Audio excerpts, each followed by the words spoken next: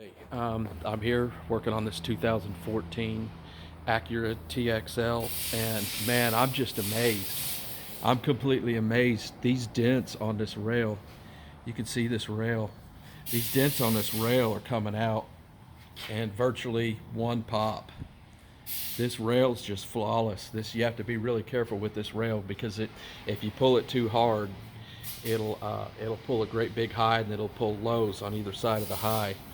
But this is just amazing, man. It's like 58 degrees or something right now, and this glue's sticking.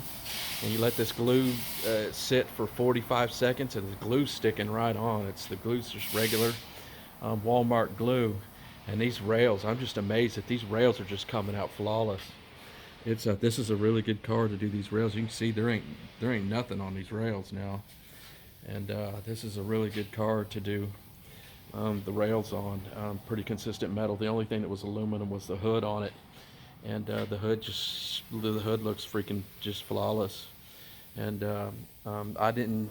I found one on this door. I'll glue pop that, and then I glue popped another one on this quarter panel. You can see this corner panel's